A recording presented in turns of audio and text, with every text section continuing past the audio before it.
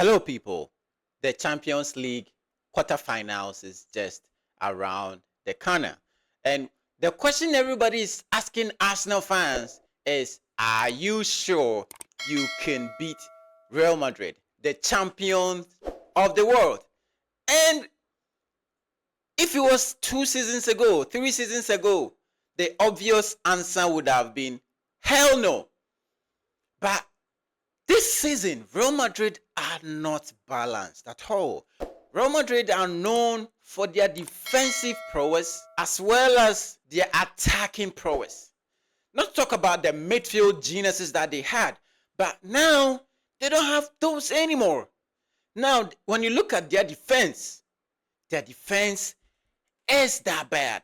Because when you look at that is the previous matches that they played, Real Madrid, the previous matches that they played, Atletico Madrid, they conceded. They played Barcelona. They lost horribly. When you talk of them playing against Leganes, which, they won, but it was 3-2. When you talk about the game against Real Betis, now there are similarities that you can draw from all these matches.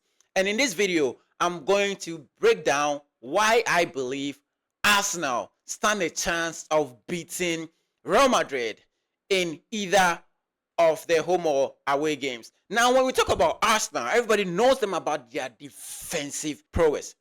Arsenal are so good and tight in the defense that it's really difficult to break them down.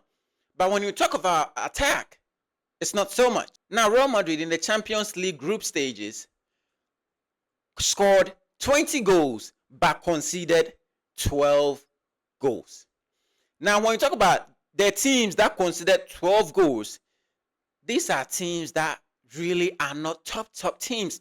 We could talk about the teams like the PSVs. You could talk about the teams, the Benficas, the Monacos. These are good teams, but they are not top tier teams, as we can all agree on this. But surprisingly, Real Madrid found themselves among these group of clubs. Now, what does this mean? This means that Real Madrid defensively are among the poor teams this season. Well, we could talk about the games that they've lost. This is just a few of them.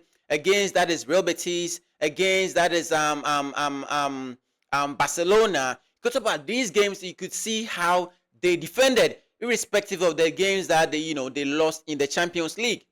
Now, there is one common factors or some common factors when it comes to how Real Madrid lost these games or how they drew these games.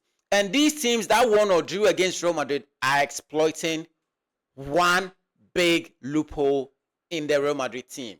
If you are still watching us up to this point, then you are as curious as I am. And make sure after this video, you don't forget to hit the subscribe button, leave a comment and like. That is, share your opinions in the comment section and like this video. In the algorithm or the YouTube tells us that about 90% of our viewers do not subscribe to our channel. We'll be pleased if you could kindly hit the subscribe button. Let's get right into this video. Basically, we are going to look at the attacking prowess of Real Madrid and their defensive limitations of Real Madrid. Now, when we talk about Real Madrid, they have one of the best attacking front three in the world. Now, if we take the game against Real Betis, where Real Madrid lost by 2-1, there are a few things that Real Betis exploited, and that made them come up on top against Real Madrid. One of them is pace and aggressiveness. Now, Real Madrid are known to be that dangerous team where you cannot, press and press and press, and if you continue doing that, it will be a counter attack. And they are super fast attackers. That is Vinicius, Mbappe, Rodrigo are going to exploit your defense. This is what Real Madrid are known for. But that did not deter Real Betis from continuously attacking them. Now, if you look at Real Madrid against Betis, this is how their first goal came in. Now, look at this. The whole defense of Real Betis. Look at this gap over here. This very gap is the reason why Real Madrid got their first goal. Now, they gave too much space between the lines. They seem so crowded here. So crowded that there are no spaces. But when you stand in a point view of Rudiger, you could tell that there is just a straight line pass from here all the way to Mbappe. And Mbappe with his space could have done anything, could have come in or gone this way in the attack to hurt, that is the Betis defenders. And that's exactly what happened and what caused the first goal for Real Madrid. Now look here. Let's slow this down. When Mbappe had the ball, all the defense retreated. They retreated and left him alone. Look at 4 players. 1, 2, 3, 4. 4 players are marking only 1 player and left the one who holds the threat alone. And when you leave that is Mbappe alone or one-on-one with a player, then you are giving a free passport to your goal post. And that is exactly what happened here. So you could see that as soon as he had a turn, he realized all the players were on one side. He looked up for the next person, which was Mendy, and that led to the first goal for Real Madrid. Another thing that you cannot give Real Madrid is space. You cannot give Real Madrid space to go in on the outside. One advantage Vinicius always has over defenders is his ability with his pace ability, where he's able to go on the outside and then cut in behind. That is basically how Real Madrid wingers attack. And when you look at that, is this very video I'm about to show you. Now look at this. He has the ball. Hold on. And look, this player over here, this very player, what is he there for? He's supposed to come in, close him up, close this gap, this very gap, close it, close this gap over here. But he stood there and watched him. That, okay, pass the ball, because now you have a Mbappe here, and then you have Vinicius here. Now, if you have two of these quick players here, but then you only have one defender there, he could easily put the ball through on the plate for Vini, and that would be a goal.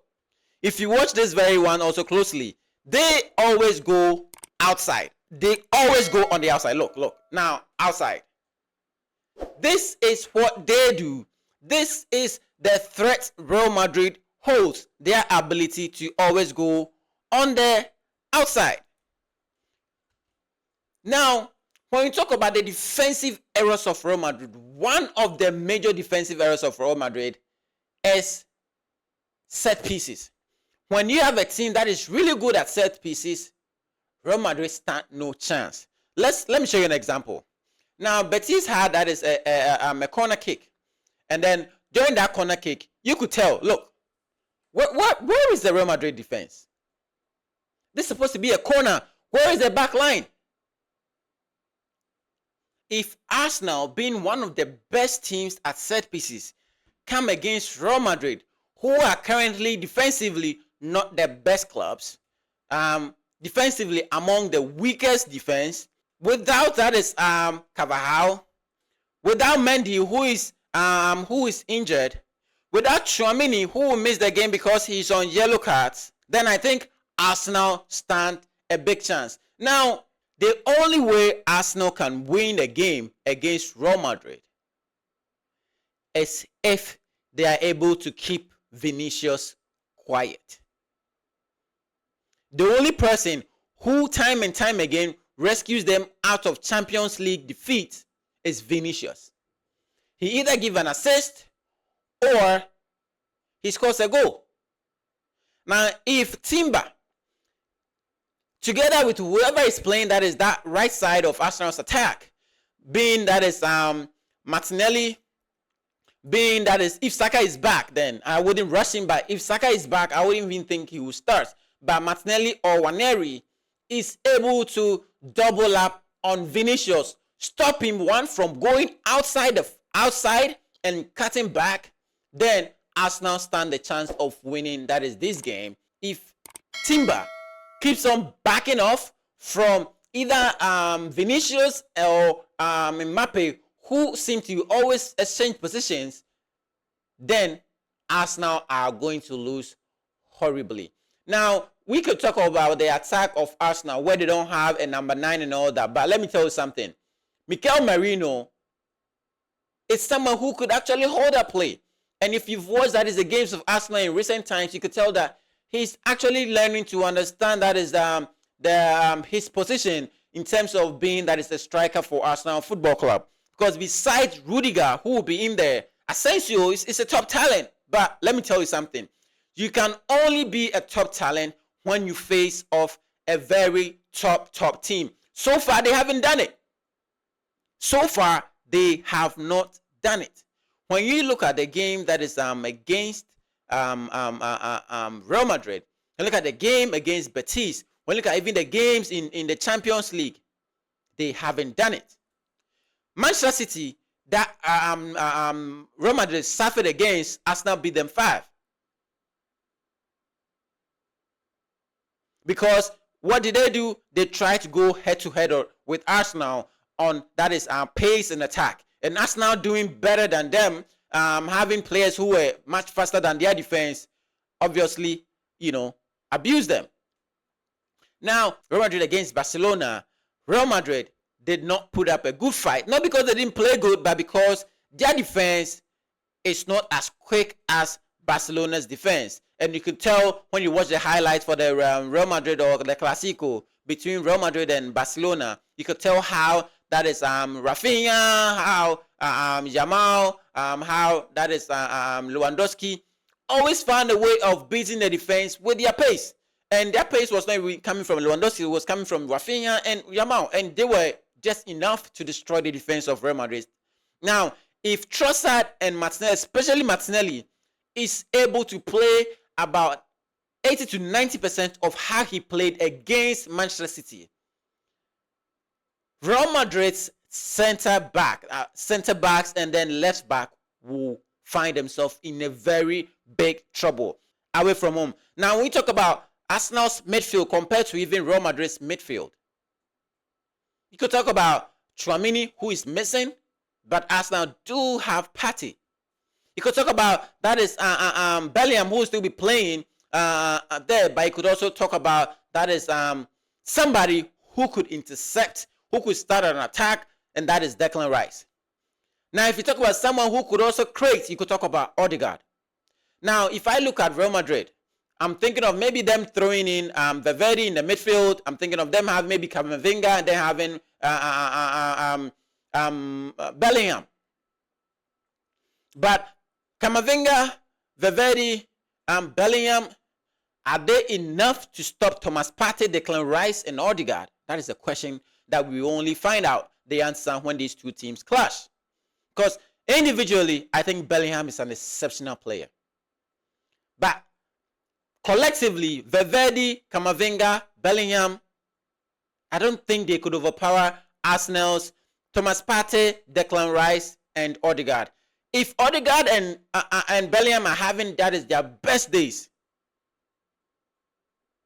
I think Arsenal is going to overpower that is the midfield of Real Madrid, and that will be all that Arsenal will need to defeat Real Madrid's defense. Because one, we all know Real Madrid are terrible at defense, and they have wingers that they like to stay on the flanks just because they think the defense can do the job and then send the long balls for them to counter attack.